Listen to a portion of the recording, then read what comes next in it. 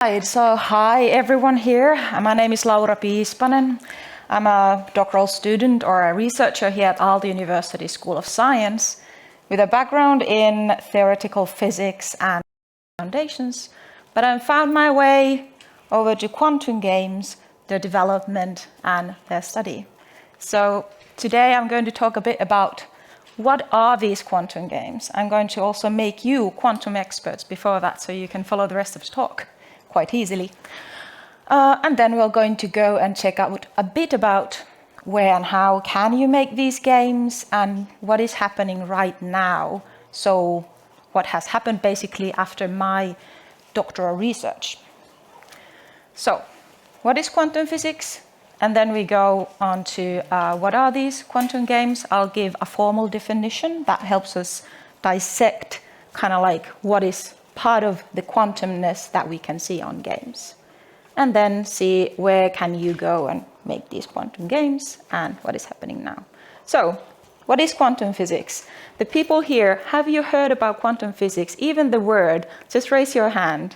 Yes, so it's a relevant thing for everyone. You don't need to necessarily understand anything, but I'm just going to mention that it's going to affect our whole society as a whole. So helping with understanding the future society, I'm going to tell that quantum physics describes the most fundamental laws of physics, so the world around us. So starting from atoms, protons, electrons, and all the science that you see around you. That is quantum physics. But also things that we do see and feel, like light, for example, is quantum mechanical. We call these little particles of light photons. So you might have seen that and felt and learned that light is somehow like a wave. I'm going to show this a bit, wrong order. But we can also say, and we know for sure, that light is also particles. And this is true for quantum physical systems in general. So we treat anything quantum physical, quantum mechanical, both as particles and waves. So this is something cool about it. So you might have heard about different phenomena related to quantum physics. So for example, entanglement. It describes a phenomena where you have two distinct particles, for example, or quantum systems, and they intrinsically behave together. So there are strong correlations in between how we measure and see about them and their qualities. And even if you take them really far away from each other, these correlations stay, which is very interesting. And something particular about this phenomena, so for example, entanglement, and quantum physical phenomena in general, is that they are really, really, really sensitive to any disturbances, which gives us maybe something specific related to cryptography. But these phenomena, like for example, quantum superposition. Now, I want to mention that people many times say that the particle is in many places at the same time. I want to avoid saying that, and more so we describe that a quantum system can possess different kinds of qualities at the same time. Rather that way. And every time that you make any type of a measurement, if you look at the system, you collapse a certain type of a state or one of those qualities. And this is also the reason we need to study these systems statistically. So in order to learn something about a single quantum system, we need to make measurements to an ensemble of those and understand some of the probabilistic behavior behind this theory. And something that we do not see in our everyday life is that when we see a ball dropping, we see a smooth surface of the movement. But for quantum physical, any system, most and very many of the quantities are restricted to discrete values. So properties like the energy levels of a system, for example, so we reference them to different quantum states. They are discrete, they are specific. as in one specific example, we'd say we'd have spin states. So this is an intrinsic angular momentum of an electron, for example. And we describe it as a rotation, although it's not actually like anything that's rotating, because we are talking about point-like things. But this gives us a visual way of talking about it. And that actually brings us to quantum computers. Again, who has heard about quantum computers here in the audience? Again, a really relevant thing. So why do I want to bring up the spin states? Well, for spin states, if we have like these specific like quantities, one is spinning other way around, and we call it spin up, and the one specific state that we can have is spinning the other way around, so spin down. And if we have something like really specific like this, that is really easily distinguishable and controllable from 102, it gives us something that we can associate a 0 and a 1 to. So for a classical computer that you might have on your phone, or that processes any pictures that you look at or anything like that, they are built with using ones and zeros, and maybe most of us here know about that. So a quantum version of this is just not the ones and zeros, but instead a sphere. So we are using a vector to describe the state, and to use the state to describe information. So it already gives us quite a lot of different types of possibilities to describe the Qubit state, so a quantum bit. I also have a really scary looking statistical picture of it. So this is what we use when we talk about the mathematics behind quantum information, for example, and quantum computation. But don't be scared, it's not Halloween anymore. But there we can see like these Qubit representations. I made them a bit smaller for the sphere over there. So for quantum computing, we use these circuits to represent how the information is processed and how it's transformed through time. So we start with a simple basic state for our qubits there, and then we operate to them using things that we call gates. So they might either operate on one single qubit, the qubit is represented there on the line type of a thing, or like the second gate there is operating on two different qubits. And then you end up with some sort of a state. Like it all looks really fancy and nice, but if you want to go and start quantum computing right away, it helps if you know some Python, because it's Python-based language that we use to access, for example, IBM's quantum computers. I'm going to leave it there for a short while if someone is super interested, but then if you want to know more, you can just Google Qiskit, for example, and then try to see if you can already like make your own quantum game, because at this point you will know so much and you're almost an expert. In practice, quantum computers look something like this. Maybe you've seen a really fancy picture like this golden chandelier in the picture. It's basically a cryostat that cools down our systems to very, very, very low temperatures. And then on the right-hand side, we have a picture of the outsides of the quantum computer. This is here in Otaniemi at IQM's premises, and kind of a name drop, but I know the person who designed this, or the outsides of this, and he's a good friend of mine. So I just wanted to mention that. So in practice, these are very, very huge, huge things still. But kind of like in the beginning of classical computers, you know, that like they were these hall-sized, room-sized, huge things. So at the current stage, we have very big computers that are manipulating quantum information for us. And we'll see what is in the future. So here is also another beautiful picture. I'm going to use these pictures and the ones that I had. The illustrations from before are from Nora Archer. She's a a good friend of mine who we have collaborated together with a lot of quantum art and quantum games related studies and projects. So the cryostat is the huge thing, but something that you cannot see from these pictures is that at the very end of the cryostat we have the actual quantum thing, so to say. So a quantum chip or a quantum circuit that then we manipulate. And we need to be really cool to see these phenomena and isolate it really well. So this is the most, let's say, popular imaginer that people use when talking about quantum computers. But I want to also say that there are different types of methods and physical phenomena that you can base like these qubits to.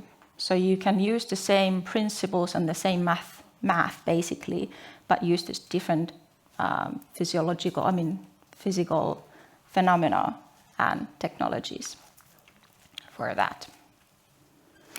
So now you are quantum experts. Yay, well done. So we can go forward and see what are quantum games about, what are they? So the next step is that you will actually start creating them. So quantum game, what could it be? I didn't just want to create like out of the air kind of a definition for them, but I used many years and I collected over 200, at the moment I think over 300 games there are that I collected, I played, I analyzed them. I wanted to see what is there in the game scene already. So from the 1980s or something like this, we've had our first games referencing quantum physics. And then again, I was involved with a lot of projects where we were creating serious quantum physics related games, both for education and for citizen science purposes. And these are, of course, really different from each other. So I wanted to know what else can there be. So based on these games, not the games that you're going to create and be more creative with, based on those, we have a definition that quantum games are games that reference the theory of quantum physics, quantum technologies, or quantum computing through 3 different means. So perceivable means, or they connect to quantum physics through a scientific purpose, or they might actually use quantum technologies. So for the quantum computers, for example. And to make it more illustrative, I call these 3 aspects dimensions. So either the game has a perceivable dimension of quantum physics, a dimension for scientific purposes, or the dimension of quantum technologies. So let's look at these examples so that you can build on them later on. So first of all, perceivable. What do I mean with that when we're talking about these games? Well, the first most obvious thing is that there might be visual aspects that these games have referencing quantum physics or related technologies. So here I'm again using as an example the illustrations that we had there. So there might be thematic references, depictions of quantum hardware, quantum computing formalism, particles, lasers, Schrödinger cats. That's really a common thing to have.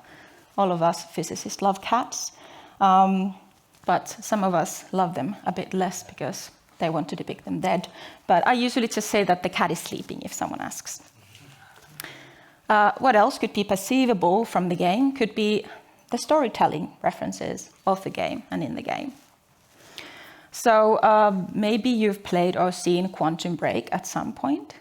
So this is a game that's not developed for educational purposes, or it's not developed for any scientific aims or such. But there was a quantum physicist collaborating with the game creation so that the references that you have for different types of actions that reference to quantum physics, they have been designed together with an expert, so with a quantum physicist. Another way is this game called Clay, developed in Turku by Mytel. So there the storyline and the connections between characters, for example, in the game when you go forward, they are the design was so that they could be sourced from a quantum hardware or from a simulation of a quantum hardware. The idea was that then you could create like actually different types of experiences. Even if you went through the game, picked up the same exact things, it would be still like unique. And a third example of how I'd say something quantum is perceivable from a game would be, I see a lot of actions. So you might have switching between superposed characters, stepping on a tile that locks its shape, and then referencing to quantum measurement with this. So here, for example, is a quantum game jam game from way back. Through this maze and you switch in between these two different characters, and it might be that they game like this or another type of a game calls this like superposition or entanglement or anything like this, but in a thematic sense more so. So the dimension of scientific purposes, what would that then be? Well, first of all, there's a lot of educational type games. There's a lot of games that want to teach you something about quantum physics. So here, for example, we have a game where you prepare these quantum cupcakes to a specific state depending on what the order is and the customer wants. This specific game, I think they had experts developing it, but there's a lot of educational quantum games that the creators have wanted to create a game that might teach you something about quantum physics, but they haven't been tested, for example, if they actually teach you like the mathematical formalism in a correct way or anything like that. So that's why we're talking about scientific purposes instead of educational games or citizen science games like we have here. There's a few examples of citizen science initiatives in quantum game field. So here is mechanics. There you find an optimal way to implement quantum algorithms by solving this 3D puzzle of a knot-like structure. And by doing that, it's a representation to this visual form of quantum algorithms. So when you're trying to unknot a really complex structure, you're actually simplifying and optimizing a quantum algorithm while doing this and solving this game. Another example that was around the world is the citizen science game called Quantum Moves. And specifically, I have a picture of a Quantum Moves 2 version of the game. There, your aim is to act as a scientist and solve an optimal control problem related to quantum state transfer with lasers. It all sounds quite a lot, but basically you're moving, visually grabbing and holding and moving this squashy water-like liquid to another space. And while the players are doing this over and over, there were like thousands, if not millions of players, like moving this slushy type of a liquid on the game. The developers and the researchers behind the game got some really good data on understanding how the system works in specific constraints. And it helped, it didn't help necessarily to solve the problem per se better than algorithms do, but it gave a lot of insight into understanding the system and building then better algorithms. And then the final dimension that I mentioned is the dimension of quantum technologies. So finally to the quantum computers. The first game on a quantum computer was in 2017, yes, called Cat Box Scissors. So there you're playing this game of cat box scissors, so you might know where it's referencing to, but you're like playing against the quantum computer and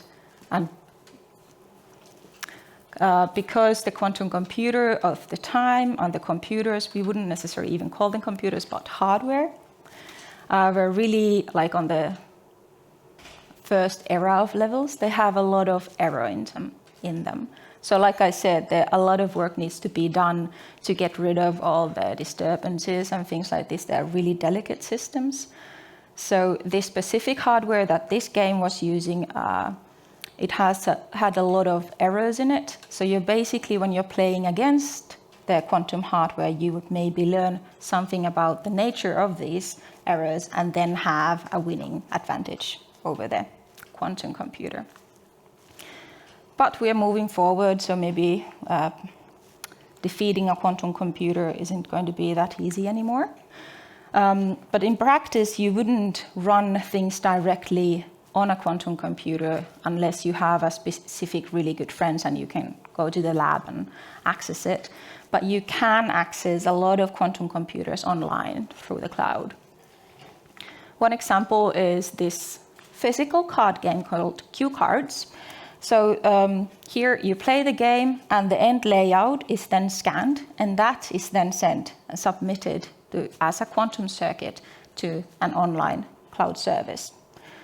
And then the quantum computer determines who of you is the winner.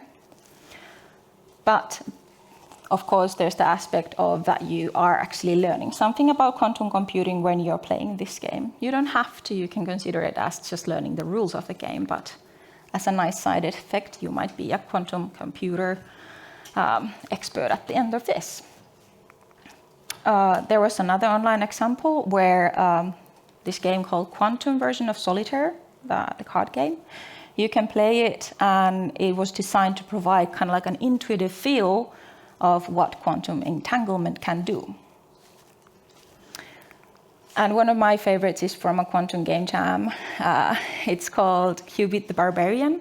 So again, you have a maze, but this game sources kind of like the structure of the maze from a quantum computer in the beginning, or a local simulator of the quantum computer. And then you play the game, and there are some actions that reference to quantum measurement and things like this. But like we've seen, like these dimensions, these 3 dimensions, oftentimes the game has like exhibits many of them. So you don't need to consider like, oh, quantum game, there must be one single aspect of this, but in contrast, like we have plenty of these. So usually there's the perceivable dimension of it, mostly because like the aspect of having and using quantum technologies, for example, is really novel and you want to underline it and make it certain that the player understands that you've done all this work.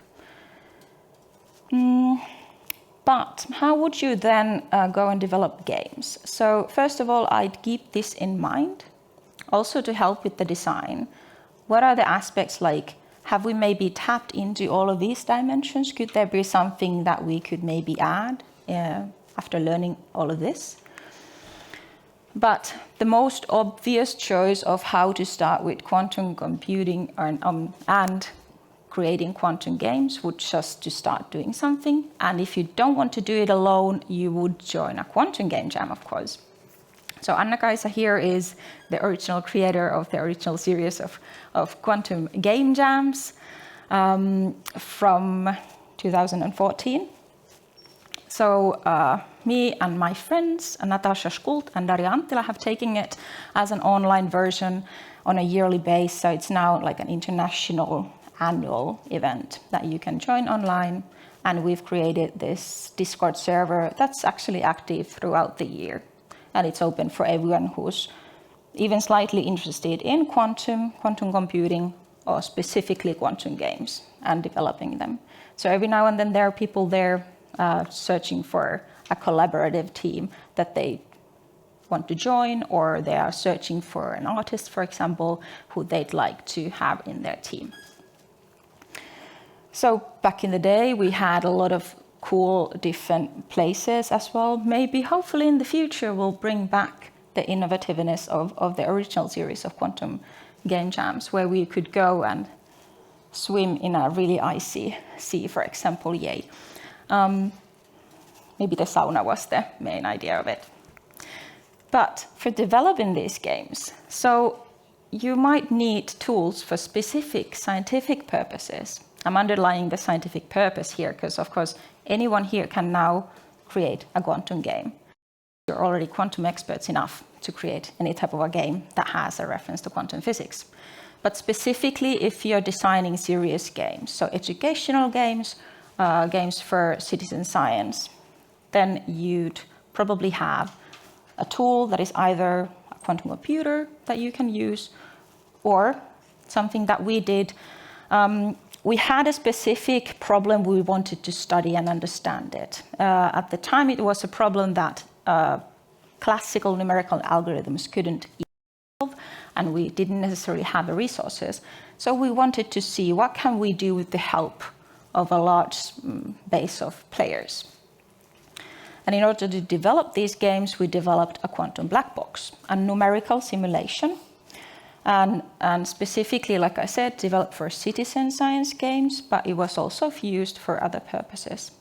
But the idea was that the physics behind our numerical simulation is really complex, and there's a lot of math and a lot of things that you need to understand, but for a game jam surrounding, for example, it's a bit too much, and you cannot require people to, like that, understand what this quantum is about and start developing really cool games that might end up as good prototypes.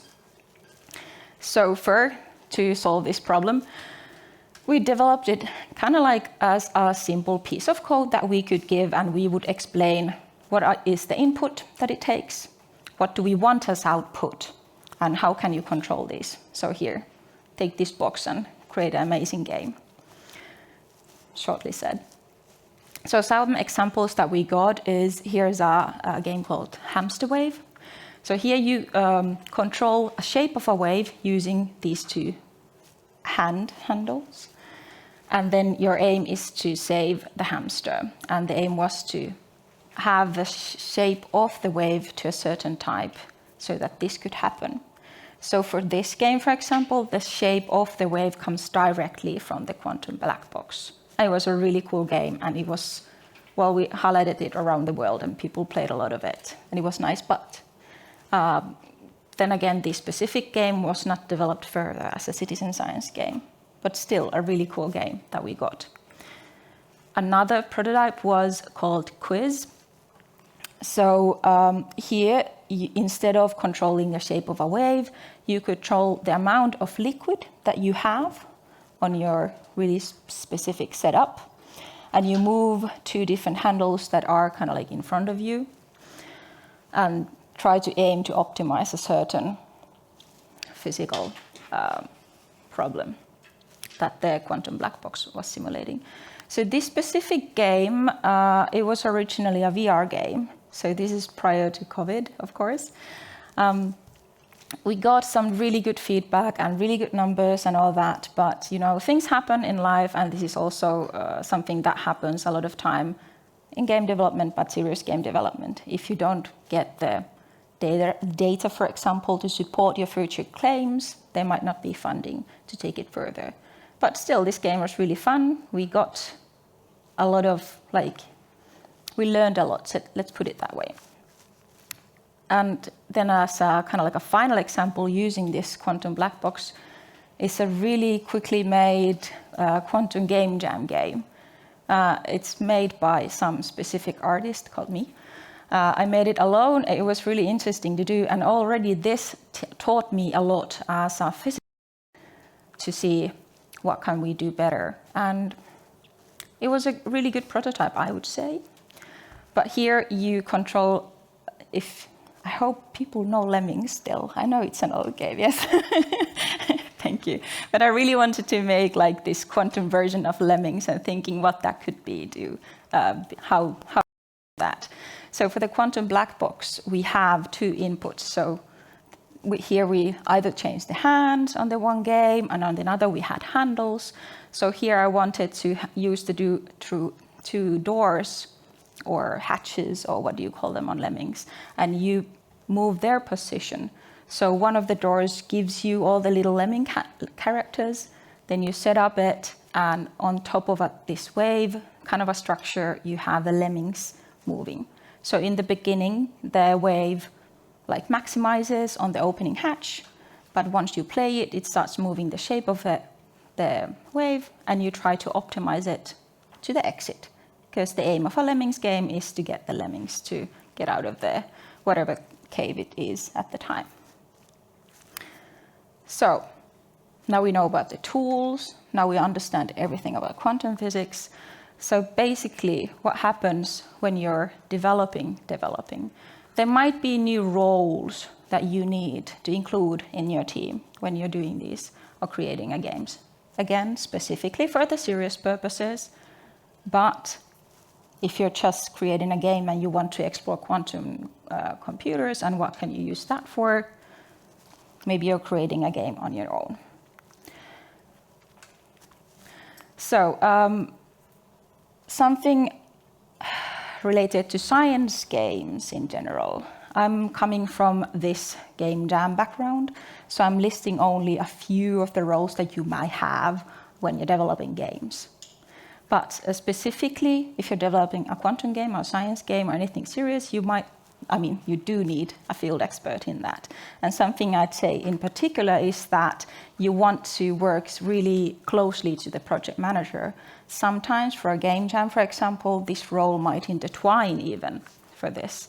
And it's like even entangled in some way. So if you want it to succeed, you need to know what are the goals and you need to understand the problem that you have at hand.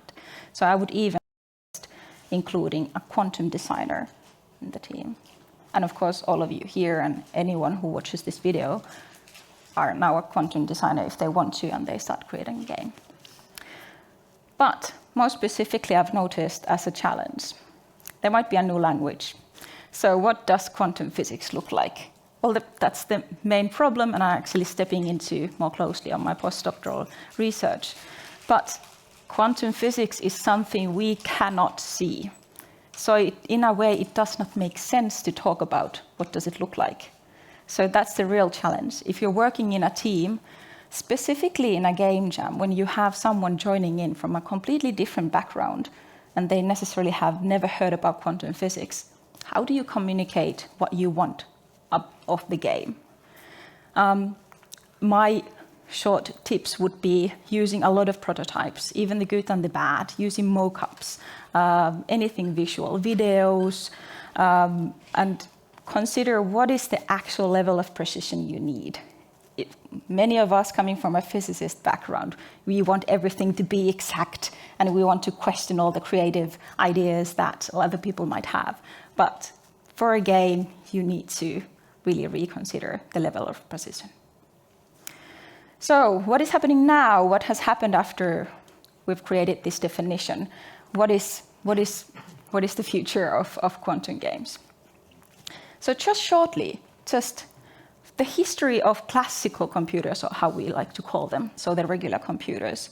First, as there was advantages in these new technologies, the first computers created, many of the original ones had games, existing games created on them, just to showcase what are algorithms, what is this new concept, how does it work. So tic-tac-toe was played on a lot of these computers. As computers became more available, we started seeing games that were purely for entertainment. So tennis for two, for example, but you can play tennis without a computer. But what could computers give to games? We now see a whole huge game industry happening around us, and it's a normal thing to have. But the first game that did show us what could these things give for games was called Space War. So what would be something similar happening for quantum computers? Could there be something like this? I don't know. We already have the first existing hardware and computers and games on them. We have quantum games just purely for entertainment. But what could quantum computers give for games? It's an open question. Please explore it. But there are some examples. So quantum computers at this very stage are still called these noisy intermediate scale quantum computers.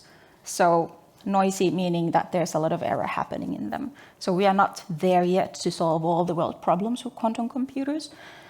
And this is mainly because, like I said, it's a really sensitive thing to study quantum systems. They are sensitive to any disturbances.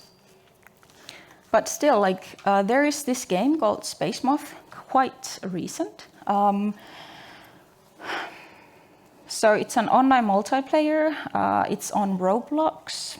So if you want to go and try it, I can't right now remember if it's actually at the moment, if you play it, it's not necessarily calling a quantum computer, but a simulation of it. It's using generative quantum AI and hardware from IBM Quantum, IQM here in Finland, computers, and VTT. And you can read more about it online because I'm not specifically the expert of it, but it has some really, really good features using the quantum procedural generation for generating the game levels in it.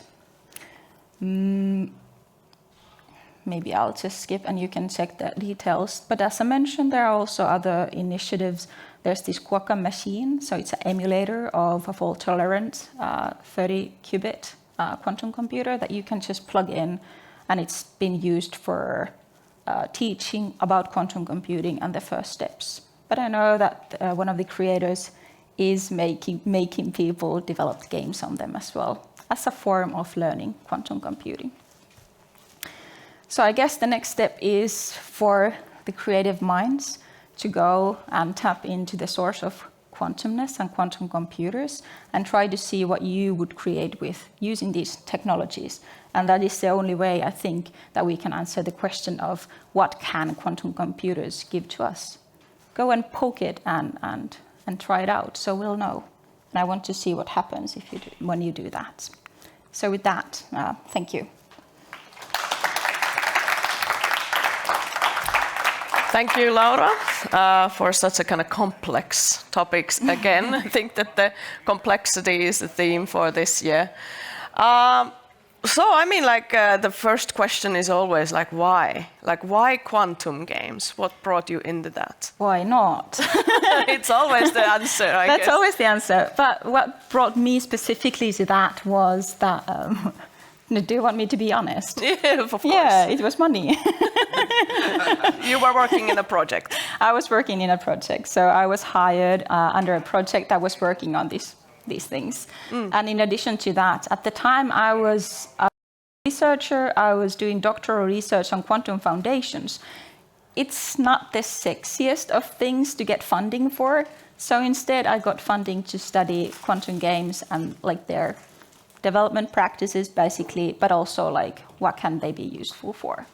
And in the meanwhile, you were working on this, you also acquired masters in computer science, is that correct? Yes, I did. I have these hobbies on the side. All right, so if audience has any questions, again, just raise your hand and we'll bring a mic to there. There's one here. So please stand up and state your name. Hello, Hey. Alp from Replay. I am not a quantum physicist, but I know linear algebra enough to get your Python example. Exactly. What I would like to ask is that from there, it feels like you are trying to use the volatility of the qubits for your benefit. Yes. And it feels like it is really hard to use it for programs that's going to be about manipulating states. And which is what we do in games technically. We are trying to manipulate the state of the pixels in the screen using some other states that we store in as textures, as text. And the data comes from the simulation, which means the mechanics of the game. Mm-hmm. Isn't it hard to use that volatility for manipulating states? It's not straightforward and easy, but like you said, you understand linear algebra. I would like to make the huge claim that you don't need more than linear algebra to understand the basics of quantum computing and stuff. So it is possible. I think the main issue isn't about how you'd think about ways and using it, but it would be how to connect these systems. So it's not easy to use this Python-based language and necessarily connect it to Unity.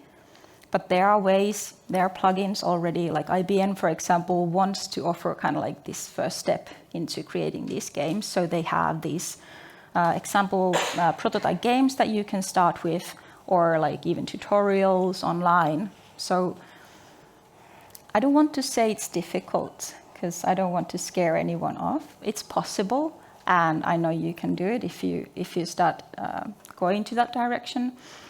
There's also a huge, not society, but community around quantum computing and specifically, of course, like quantum games.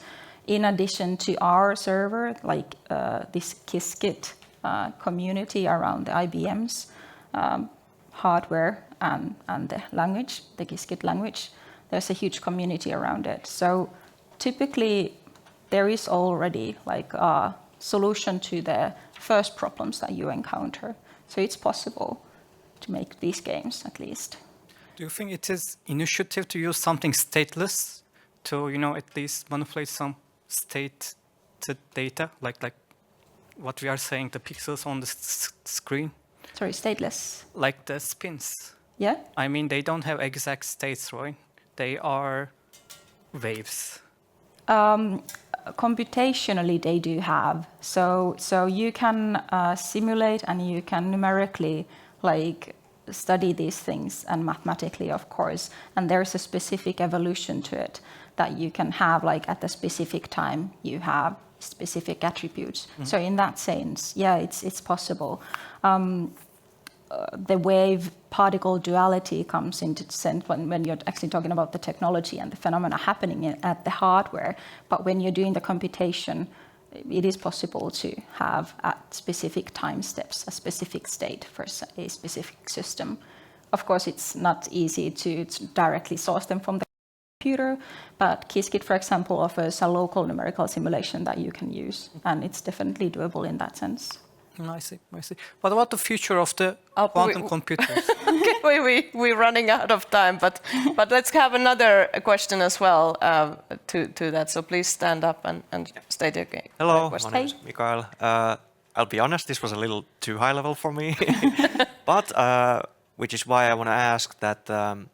I think that this is an interesting topic, even though I don't completely understand it.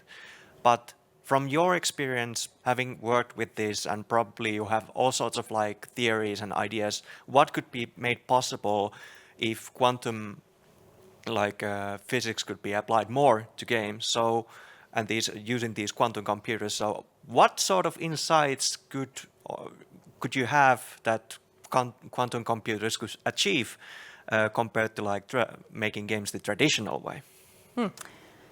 Well, the one question. Yeah, but the most, I'm not going to say most obvious answer of the examples. For example, Moth, they are using this generative AI, and they are using quantum computers as a source for creating the randomness.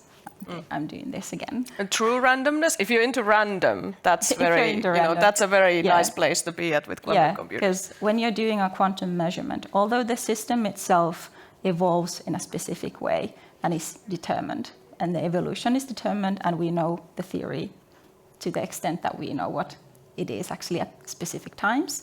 Like we said, when you measure a system, that is a truly random event that is happening. So this has been already tapped into and used for generating these different levels for a Moth game, or generating a procedural level generation type of a thing as a world generator, for a massive world generation. And also the next step in procedural generation things as well would be to check that it's playable and there's no glitches. For that, quantum computers might actually offer advantage too. So you might be generating on the go as you're playing in a lot different manner, for example. I would see that happening when we have a bit better quantum computers at hand. I think it's very important to kind of keep your eyes on the quantum technologies and the development of the computers. Start doing your quantum computing, just dabble in there. I just want to ask, in order to sort of lower down the scary parts, do quantum physicists understand quantum physics thoroughly? If they say that they understand everything, you need to question them, because I'd say it that way. So there's a lot of people who know quite a lot, and they understand a lot, and they have intuition about it. Sorry, I didn't sleep quite well last night. But they might have like a really good intuition into the theory and the phenomena and all that. But no one actually knows. And how could you? We have a theory, we have the math. We are in a way able to measure a lot and see a lot. But it's still, we cannot be quantum. So how can we know everything about quantum? And we've been learning all these kind of classical notions in our school, so we have to train our intuition into other direction. Yeah. But yeah, I mean, we're running out of time, so there's so many things to ask, but I'm gonna ask, like, for the quantum game jam, do you have to be quantum designer to be in those game jams? No. What kind of disciplines are welcome to the jams? Specifically artists and everyone who is creative in any types of way.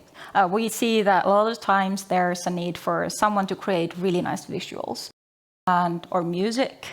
And it doesn't have to be quantum music, it doesn't but it need can. to be. It can be quantum music, like using quantum computers to generate something, I don't know, e-music for it, to have it. But like anyone is welcome, and we need creative minds to generate good ideas, what is playable and what is fun. Like quantum physicists are creative.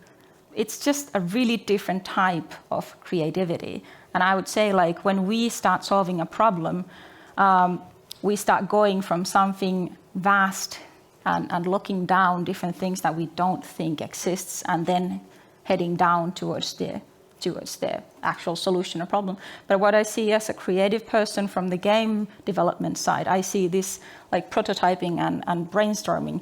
It's starting from something little, a small idea, but growing into something big. And that's kind of like the strength in that. So there's a bit of a clash, like Lauri also mentioned, related with the different disciplines.